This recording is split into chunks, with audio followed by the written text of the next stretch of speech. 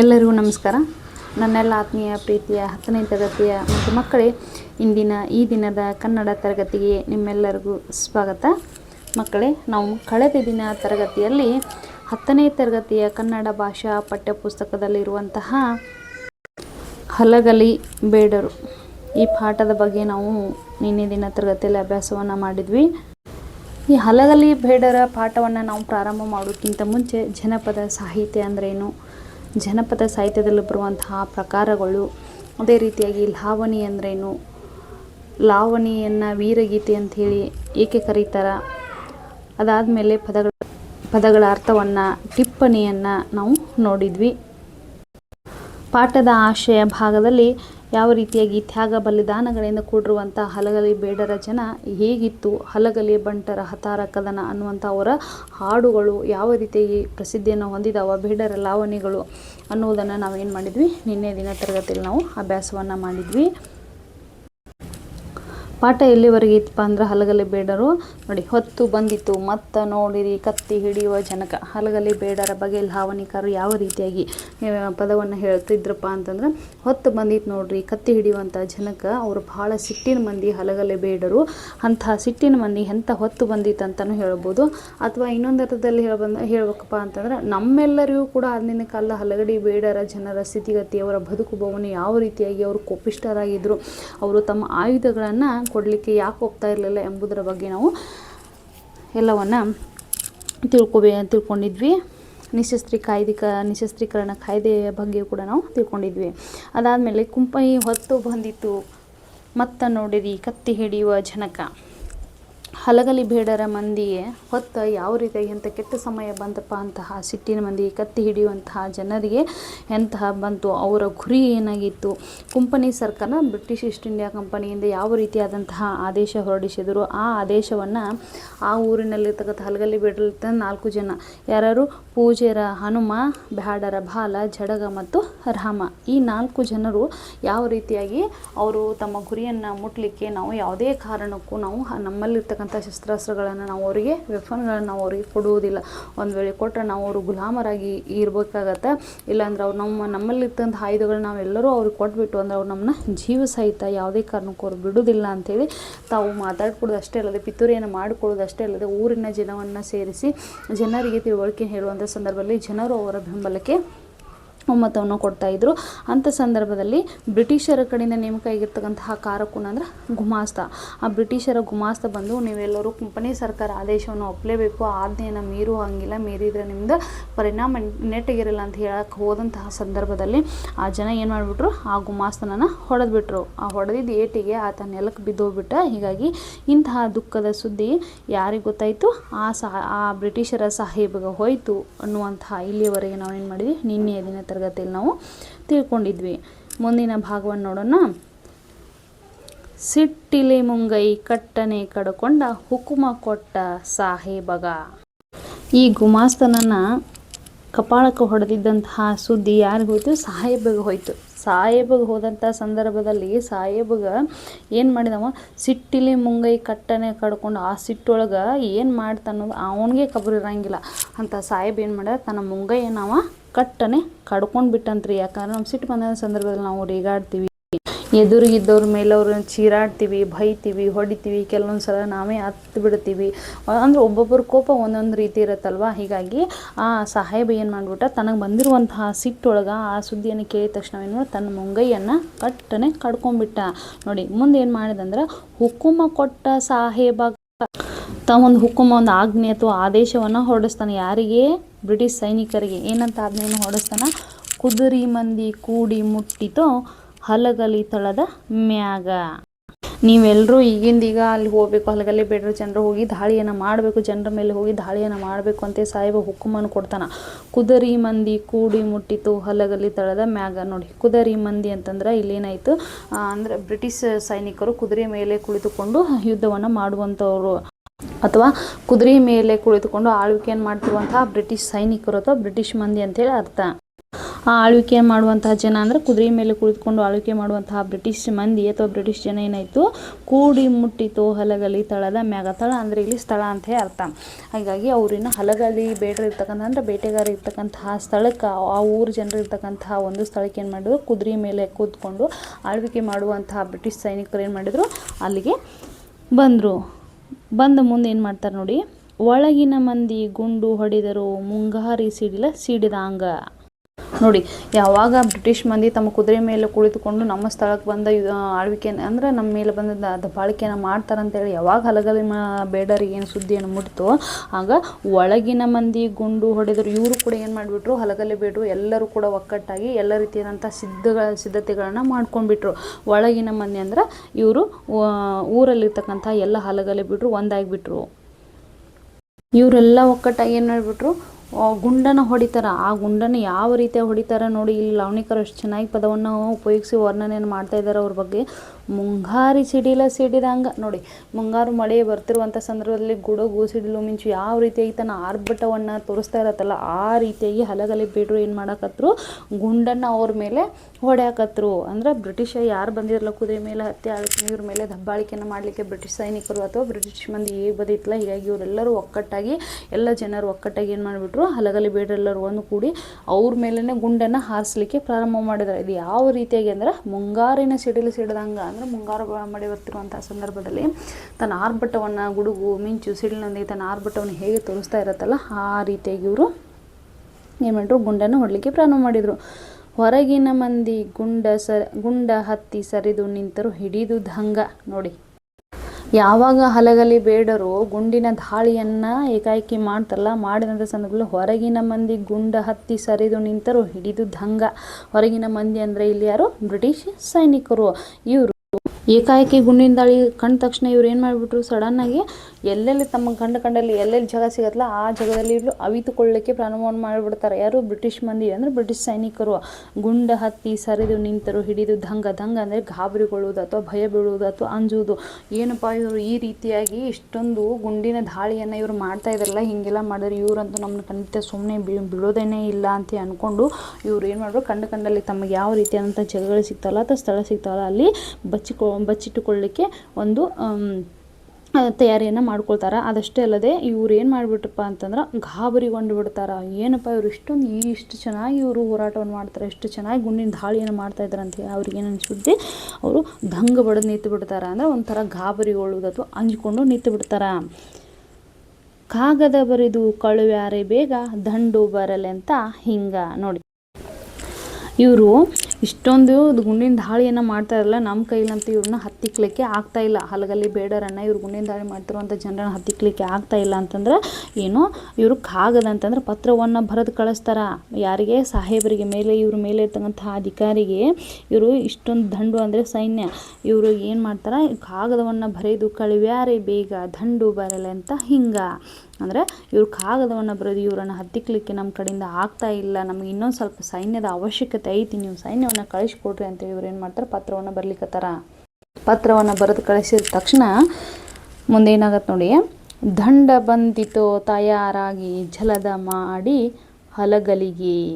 ಇವ್ರ ಪತ್ರವನ್ನು ಬರೆದ ತಕ್ಷಣ, ಯಾವಾಗ ಇವ್ರ ಪತ್ರ ಹೋಗಿ ಮೇಲಿನ ಅಧಿಕಾರಿಗೆ ತಲುಪತ್ತಲ್ಲ, ತಲುಪಿದ ತಕ್ಷಣ ಏನು ದಂಡ ಅಂದರೆ ಇನ್ನೊಂದು ಸ್ವಲ್ಪ ಸೈನ್ಯ ತಯಾರಾಗಿ ಎಲ್ಲಿ ಬಂದ್ಬಿಟ್ಟು ಹಲಗಲಿ ಬೇಡಿರ್ತಕ್ಕಂಥ ಒಂದು ಜಾಗಕ್ಕೆ ಅಥವಾ ಸ್ಥಳಕ್ಕೆ ಜಲದ ಅಂದರೆ ತೀವ್ರ. ಈಗ ನಾವು ಅಂತಿರ್ತೀವಲ್ಲ ಜಲ್ಲಿಬಾ ಅಂತ, ಅದು ಅಷ್ಟು ಬೇಗವಾಗಿ ಏನಾಯಿತು, ಹಲಗಲಿಗೆ ಅವ್ರ ದಂಡ ಬಂದುಬಿಡ್ತು. ಇವ್ರ ಪತ್ರ ಹೋಗಿ ಮುಟ್ಟಿದ ತಕ್ಷಣವೇ ಇನ್ನಷ್ಟು ಸೈನ್ಯವನ್ನು ಬ್ರಿಟಿಷ್ ಅಧಿಕಾರಿಗಳು ಹಲಗಲಿ ಊರಿಗೆ ಏನು ಮಾಡ್ತಾರೆ, ಆ ಊರಿಗೆ ಅವ್ರ ವಿರುದ್ಧ ಹೋರಾಡಲಿಕ್ಕೆ ದಾಳಿಯನ್ನು ಮಾಡಲಿಕ್ಕೆ ಕಳಿಸಿ ಕೊಡ್ತಾರೆ. ನೋಡಿ ಮಕ್ಕಳು, ಇನ್ನೊಂದ್ಸಲ ಸಿಂಪಲ್ಲಾಗಿ ಹೇಳ್ತೀನಿ.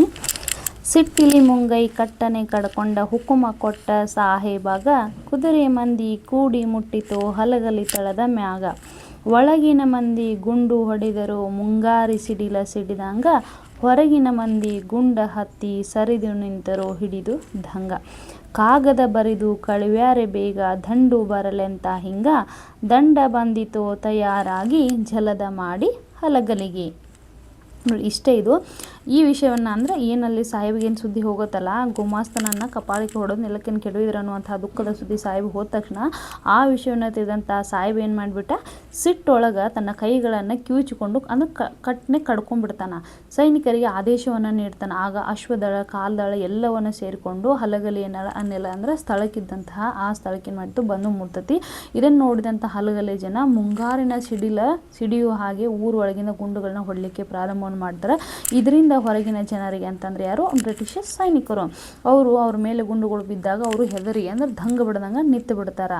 ಅವಾಗ ಅವರು ಹೆದರಿ ಹಿಂದೆ ಸರಿದು ನಿಂತು ಬಿಡ್ತಾರೆ. ಆಗ ಇನ್ನೂ ಹೆಚ್ಚಿನ ಸೈನ್ಯ ಬರಲಿ ಅಂತ ಸಾಹೇಬರಿಗೆ ಪತ್ರವನ್ನು ಬರ್ತಾರೆ. ಆಗಿದ್ದಂಥ ಸಾಹೇಬ ಯಾರು ಹೇಳಿ ನೋಡೋಣ, JB ಸಟನ್ಕರ್ ಅನ್ನುವಂಥ ಒಬ್ಬ ಸಾಹೇಬ ಇರ್ತಾನೆ. ಆತ ಪತ್ರವನ್ನು ಬರೆದು ತನ್ನ ಮೇಲಿನ ಅಧಿಕಾರಿಗೆ ಹೆನ್ರಿ ಹ್ಯಾವ್ಲಾಕ್ಗೆ ಏನು ಮಾಡ್ತಾನೆ, ಕಳಿಸಿದಂತಹ ಸಂದರ್ಭದಲ್ಲಿ ಸೈನ್ಯ ತಯಾರಾಗಿ ಅಂದರೆ ವೇಗವಾಗಿ ಅಂದರೆ ಇನ್ನಷ್ಟು ತೀವ್ರವಾಗಿ ಜಲ್ದಿಯಾಗಿ ಏನಾಯಿತು, ಅಲ್ಲಿ ಹಲಗಲಿಗೆ ಬ್ರಿಟಿಷ್ ಸೈನ್ಯ ಇನ್ನೊಂದು ಸ್ವಲ್ಪ ದಂಡು ಬಂದುಬಿಡಿತು ತೀತಲ್ವಾ. ನೋಡಿ 3ನೇ ಪದ್ಯವನ್ನು ನೋಡೋಣ. ಈಗ ಹಲಗಲಿಗೆ ಬ್ರಿಟಿಷರ ಅಪಾರವಾದಂಥ ಸೈನ್ಯ ಬಂದುಬಿಟ್ಟೈತಿ. ಬಂದು ಏನು ಮಾಡ್ತಾರೆ ನೋಡಿ, ಬೆನ್ನತ್ತಿ ತಿರುವಿ ಕಡೆದರು ಏನು ಉಳಿಯ ದಂಗ. ಬ್ರಿಟಿಷರ ಅಪಾರವಾದಂಥ ಸೈನ್ಯ ಬಂದು ಏನು ಮಾಡಿತು, ಬೆನ್ನ ಹತ್ತಿ ತಿರುವಿ ಕಡಿದರು ಏನು ಉಳಿಯದಂಗ. ನೋಡಿ ಹಲಗಲಿ ಜನರ ಅಮಾಯಕ ಜನರು ಪಾಪ ಅವ್ರ ಮೇಲೆ ಏನು ಮಾಡಿದ್ರಪ್ಪ, ಇವರು ಅವರನ್ನು ಚಿತ್ರಹಿಂಸೆ ಮಾಡ್ಲಿಕ್ಕೆ ಪ್ರಾರಂಭ ಮಾಡಿದರು. ಹೊಡಲಿಕ್ಕೆ ಬಡ್ಲಿಕ್ಕೆ ಪ್ರಾರಂಭವನ್ನು ಮಾಡಿಬಿಟ್ರು. ಅವರು ಎಲ್ಲಿ ಸಿಗ್ತಾರಲ್ಲ ಕಂಡಲ್ಲಿ ಸಿಕ್ಕ ಸ್ಥಳಗಳಲ್ಲಿ ಹಲಗಲಿ ಬೇಡರನ್ನು ಈ ಬ್ರಿಟಿಷ್ ಅಪಾರವಾಗಿರ್ತಕ್ಕಂಥ ಬಂದಿರುವಂಥ ಏನು ಬ್ರಿಟಿಷ್ ಸೈನ್ಯ ಐತಲ್ಲ ಅವರನ್ನು ಹೊಡಿದು ಬಡಿದು ಟಾರ್ಚರ್ ಮಾಡಲಿಕ್ಕೆ ಸ್ಟಾರ್ಟ್ ಮಾಡಿಬಿಟ್ರು. ಸ್ವಲ್ಪವೂ ಕರುಣೆ ಇಲ್ಲಂಗೆ ಅವ್ರನ್ನ ಕಂಡಲ್ಲಿ ಏನು ಮಾಡಿಬಿಡ್ತಾರೆ, ಏನೂ ಉಳಿದಂಗೆ ಅವರನ್ನು ಬೆನ್ನ ಹತ್ತಿ ತಿರುವಿ ಅವರನ್ನು ಹೊಡಲಿಕ್ಕೆ ಬಡಲಿಕ್ಕೆ ಪ್ರಾರಂಭವನ್ನು ಮಾಡ್ತಾರೆ. ನಡುವೆ ಹಾಕ್ಕೊಂಡು ಹೊಡೆದರು ಗುಂಡ ಕರುಣೆ ಇಲ್ಲದಂಗ. ಸ್ವಲ್ಪ ಮಧ್ಯದಲ್ಲಿ ಏನು ಮಾಡೋದು, ಹಲಗಲಿ ಬೇಡರ ಜನವನ್ನು ಏನು ಮಾಡ್ತಾರೆ, ಮಧ್ಯದಲ್ಲಿ ನಿಂತ್ಕೊಂಡು ಅದ್ರ ಸುತ್ತ ಏನು ಮಾಡೋದು, ಬ್ರಿಟಿಷ್ ಸೈನಿಕರು ನಿಂತ್ಕೊಂಡು ಅವರನ್ನು ಗುಂಡು ಹಾಕ್ಕೊಂಡು ಅವ್ರನ್ನ ಹೊಡಿತಾ ಇದ್ರು. ಯಾವ ರೀತಿಯಾಗಿಯೇ ಹೊಡಿತಾ ಇದ್ರಪ್ಪ ಅಂತಂದರೆ, ಅವರು ಪಾಪ ಅಮಾಯಕ ಜನರು, ಕರುಣೆ ಇಲ್ಲ ಹಿಂಗೆ ಅವ್ರ ಮೇಲೆ ಸ್ವಲ್ಪವೂ ಕರುಣೆ ಕನಿಕರ ಕಾಳಜಿ ಯಾವುದನ್ನು ಕೂಡ ತೋರಿಸ್ದಂಗೆ ಅವರು ಮನುಷ್ಯರು, ಅವರು ಸತ್ತೋಗ್ತಾರೆ ಅನ್ನೋದನ್ನು ಕೂಡ ನೋಡ್ದಂಗೆ ಅವ್ರು ಏನು ಮಾಡ್ತಾಯಿದ್ರು, ಕರುಣೆ ಇಲ್ಲಿರ್ತಾರೆ ಅವರ ಮೇಲೆ ದಾಳಿಯನ್ನು ಮಾಡ್ತಾಯಿದ್ರು, ದಂಗೆಯನ್ನು ಮಾಡ್ತಾಯಿದ್ರು. ಇಷ್ಟೆಲ್ಲ ದಾಳಿಯನ್ನು ಮಾಡ್ತಾ ಇದ್ದಂಥ ಸಂದರ್ಭದಲ್ಲಿ ಕರುಣೆ ಇಲ್ಲಂಗೆ ಅವ್ರ ಮೇಲೆ ಗುಂಡಿನ ದಾಳಿ ಮಾಡ್ತಾ ಇರುವಂಥ ಸಂದರ್ಭದಲ್ಲಿ ನೋಡಿ ಮುಂದೆ ಏನು ಮಾಡ್ತಾರಪ್ಪ ಅಂದರೆ, ಚಟೆಕಾರರು ಚೌಕಿ ಮಾಡುತ್ತಾ ನಡೆದರು ಹೇಳದೆ ಗುಡ್ಡದಾಗ. ಚಟೆಕಾರರು ಅಂತಂದರೆ ಯಾರು, ಆಂಗ್ಲೋ ಇಂಡಿಯನ್ರು. ಈ ಆಂಗ್ಲೋ ಇಂಡಿಯನ್ ಪೊಲೀಸರು ಏನಿದ್ರಲ್ಲ ಚೌಕಿ ಅಂದರೆ ಗಸ್ತನ್ನು ಮಾಡ್ತಾ ಇವ್ರೇನು ಹೋಗ್ತಾ ಇದ್ರಲ್ಲ, ನಡೆದರು ಹೇಳದೆ ಗುಡ್ಡದಾಗ. ಅವರು ಕೂಡ ಏನು ಮಾಡಲಿಕ್ಕೆ ಆಗ್ತಾ ಇಲ್ಲ, ಅವರು ಕೂಡ ಬ್ರಿಟಿಷರು ಹೇಳಿದಾಗೆ ಕೇಳ್ತಾ ಇದ್ರು ಅಂತೇಳಿ ಇಲ್ಲಿ ಹೇಳ್ತಾರೆ. ನೋಡಿ ಮುಂದೆ ಹೇಳ್ತಾರ, ಅಗಸಿಗೆ ಬಂದು ಹೆಬಲಕ ಸಾಬ ಹೇಳತಾನ ಬುದ್ಧಿ ಮಾತ. ಈಗ ಏನು ಮಾಡಿದ್ರಪ್ಪ ಅಂದ್ರೆ, ಹಲವಾರು ಜನರು ಏನಾಗಿದ್ರೆ ಹಲಗಲಿ ಬೇಡರು ಬ್ರಿಟಿಷರು ಮಾಡಿರುವಂತಹ ಅಪಾರ ಸೈನ್ಯದ ದಾಳಿಯಿಂದ ಏನು ಮಾಡಿದ್ರು, ಹಲಗಲಿ ಬೇಡರು ಸತ್ತೋಗ್ಬಿಟ್ಟಿರ್ತಾರೆ.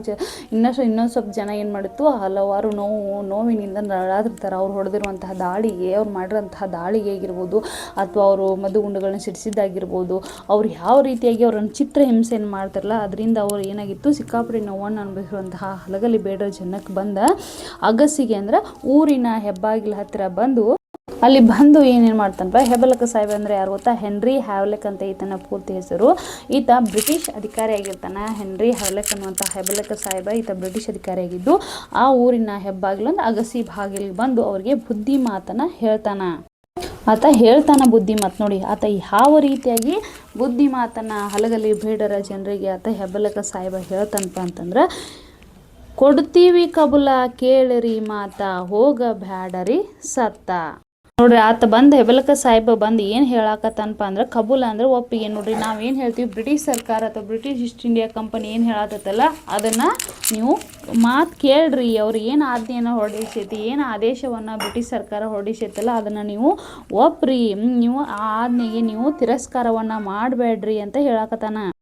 ನೀವು ಹೇಗೆ ಹೇಳ್ತೀರೋ ಹಾಗೆ ನಾವು ಮಾಡ್ತೀವಿ, ಆದರೆ ನೀವು ಈಸ್ಟ್ ಇಂಡಿಯಾ ಕಂಪನಿ ಅಂದರೆ ಬ್ರಿಟಿಷ್ ಕಂಪನಿ ಸರ್ಕಾರ ಏನು ಆದೇಶವನ್ನು ಹೊರಡಿಸೈತಲ್ಲ ಅದಕ್ಕೆ ನೀವು ಒಪ್ಪಿಗೆ ಕೊಟ್ಟರೆ ನೀವು ಹೇಳ್ದಂಗೆ ನಾವು ಕೂಡ ಕೇಳ್ತೀವಿ ಅಂತೇಳಿ ಅವ ಬುದ್ಧಿ ಮಾತನ್ನು ಹೇಳ್ತಾ ಇದ್ದಾನೆ. ಇಲ್ಲಿ ಯಾರಿಗೆ ಬುದ್ಧಿ ಮಾತನ್ನು ಹೇಳ್ತಾ ಇದ್ದಾನೆ ಹೇಳ್ರಿ, ಹೆನ್ರಿ ಹ್ಯಾವ್ಲೆಕ್ ಅಥವಾ ಹೆಬಲಕ್ ಅನ್ನುವಂಥ ಒಬ್ಬ ಬ್ರಿಟಿಷ್ ಅಧಿಕಾರಿ ಹಲಗಲಿ ಬೇಡರಿಗೆ ಏನು ಮಾಡ್ತಾ ಇದ್ದಾನೆ, ಬುದ್ಧಿ ಮಾತನ್ನು ಹೇಳ್ತಾ ಇದ್ದಾನೆ. ನಿಮ್ಮಲ್ಲಿರ್ತಕ್ಕಂತಹ ಎಲ್ಲ ಆಯುಧಗಳನ್ನು ಶಸ್ತ್ರಾಸ್ತ್ರಗಳನ್ನು ನೀವು ಬ್ರಿಟಿಷ್ ಈಸ್ಟ್ ಇಂಡಿಯಾ ಕಂಪನಿ ಅಥವಾ ಬ್ರಿಟಿಷ್ ಸರ್ಕಾರಕ್ಕೆ ನೀವು ಒಪ್ಪಿಸ್ಬಿಟ್ರೆ ನಿಮಗೆ ಸರ್ಕಾರ ಏನೂ ಮಾಡುವುದಿಲ್ಲ ಅಂತೇಳಿ ಹೇಳ್ತಾ ಇದ್ದಾನೆ. ಆದ್ರೆ ಆಲ್ರೆಡಿ ಏನಾಗಿತ್ತಪ್ಪ ಅಂತಂದ್ರೆ ಹಲಗಲಿ ಬೇಡರಿಗೆ ಬ್ರಿಟಿಷ್ ಈಸ್ಟ್ ಇಂಡಿಯಾ ಕಂಪನಿ ಸರ್ಕಾರ ಏನೈತಲ್ಲ ಅವರು ಏನು ಮಾಡ್ತಾರೆ, ನಮ್ಮ ಆಯುಧಗಳನ್ನು ಅಥವಾ ನಮ್ಮ ಶಸ್ತ್ರಾಸ್ತ್ರಗಳನ್ನ ಅವ್ರಿಗೆ ಒಪ್ಪಿಸ್ಬಿಟ್ರೆ ಅವ್ರು ನಮ್ಮ ಜೀವ ಸಹಿತ ಬಿಡೋದಿಲ್ಲ, ನಮ್ಮ ತಿನ್ನೋ ಅನ್ನಕ್ಕೂ ಕೂಡ ಅವ್ರು ನಮ್ಮ ಸಂಸ್ಕಾರವನ್ನು ತರ್ತಾರೆ ಅನ್ನುವಂತಹ ಮಾತು ಯಾರಿಗೆ ಗೊತ್ತಿತ್ತು? ಹಲಗಲಿ ಬೇಡರ ಜನರಿಗೆ ಅವ್ರಿಗೆ ಗೊತ್ತಿತ್ತು. ಆದರೆ ಹೀಗಾಗಿ ಆ ಗೊತ್ತಿದ್ರುವಂತಹ ವಿಷಯದಿಂದ ಏನು ಮಾಡಿದ್ರು, ಆ ಜನರು ತಮ್ಮಲ್ಲಿರ್ತಕ್ಕಂಥ ಶಸ್ತ್ರಾಸ್ತ್ರಗಳನ್ನ ಆಯುಧಗಳನ್ನು ಅವ್ರಿಗೆ ಕೊಡಲಿಕ್ಕೆ ಅವರು ಒಪ್ಪಲಿಲ್ಲ.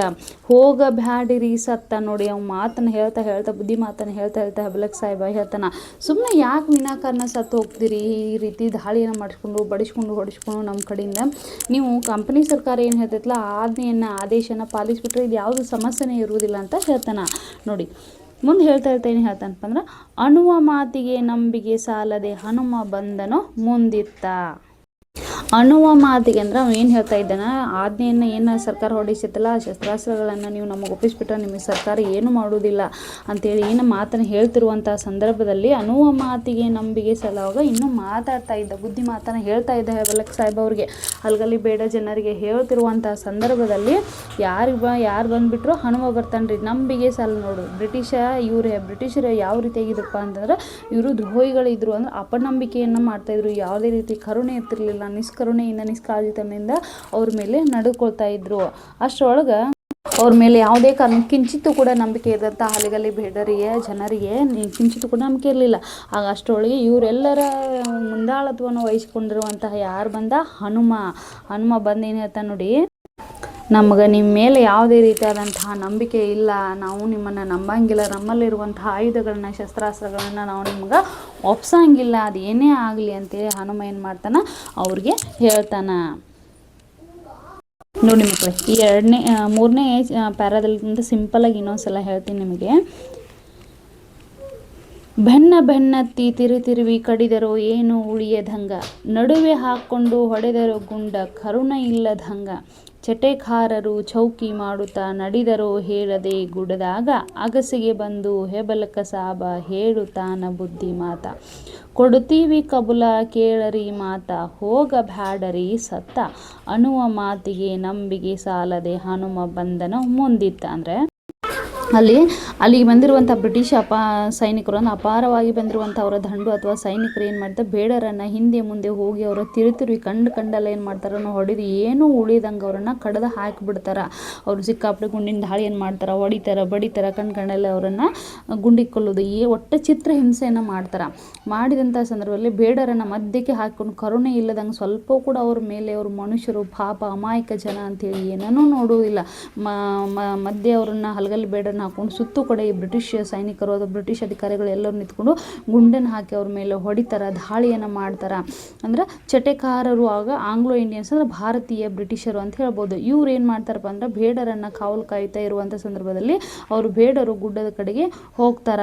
ಆಗ ಸಾಹೇಬಾಗಿರುವಂಥ ಹೆನ್ರಿ ಹೆಬಲಕ್ ಸಾಹೇಬ್ ಇದೆಲ್ಲ ಈತ ಊರ ಹೆಬ್ಬಾಗಿಲಿ ಬಂದು ಬುದ್ಧಿ ಮಾತನ್ನು ಹೇಳ್ತಾನೆ. ನೋಡಿ ಬುದ್ಧಿ ಮಾತನ್ನು ಹೇಳುವ ಸಂದರ್ಭದಲ್ಲಿ ನೀವು ಏನು ಮಾಡಿರಿ, ಒಪ್ಪಿಗೆಯನ್ನು ನೀಡಿರಿ, ಸುಮ್ಮನೆ ಒಪ್ಪಿಗೆಯನ್ನು ಕೊಡದೇ ಇದ್ದರೆ ಸರ್ಕಾರ ಹೇಳಿರುವಂತಹ ಆದೇಶವನ್ನು ನೀವು ಒಪ್ಪಿಕೊಳ್ಳದೇ ಇದ್ದಂತಹ ಸಂದರ್ಭದಲ್ಲಿ ನಿಮ್ಮ ಮೇಲೆ ಇದೇ ರೀತಿಯಾದಂತಹ ದಾಳಿಯನ್ನು ಮಾಡ್ತಾರೆ, ಕಡಿತಾರೆ, ಬಡಿತಾರೆ, ಹೊಡಿತಾರೆ, ಹಲವಾರು ರೀತಿಯಾದಂಥ ಚಿತ್ರ ಹಿಂಸೆಗಳು ಮಾಡ್ತಾರೆ. ನೀವು ಅಮಾಯಕ ಜನ ಅಂತಲೂ ನೋಡುವುದಿಲ್ಲ, ಕರುಣೆ ಇಲ್ಲಂಗೆ ನಿಮ್ಮ ಮೇಲೆ ದಾಳಿಯನ್ನು ಮಾಡ್ತಾರೆ ಬ್ರಿಟಿಷರು. ಅದಕ್ಕೆ ನೀವು ಒಪ್ಪಿಗೆಯನ್ನು ಕೊಡ್ರಿ, ಸುಮ್ಮ ವಿನಾಕಾರಣ ಸತ್ತು ಹೋಗಬೇಡ್ರಿ ಅನ್ನೋಂಥ ಮಾತಿಗೆ ಇನ್ನೂ ಮಾತನ್ನು ಹೇಳ್ತಿರ್ತಾನೆ.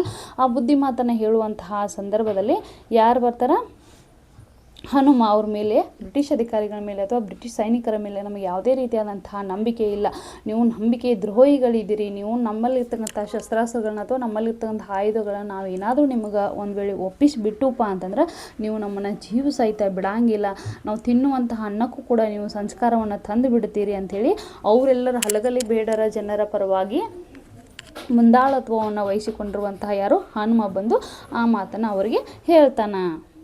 ಮಕ್ಕಳೇ, ನಾವು ಇಂದಿನ ತರಗತಿಯಲ್ಲಿ 2 ಮತ್ತು 3ನೇ ಪದ್ಯ ಭಾಗವನ್ನು ಮಾತ್ರ ನೋಡೋಣ. ನಾಳೆ ದಿನ ತರಗತಿಯಲ್ಲಿ ಏನು ಮಾಡೋಣ, 4 ಮತ್ತು 5ನೇ ಪದ್ಯ ಭಾಗವನ್ನು ನೋಡೋಣ.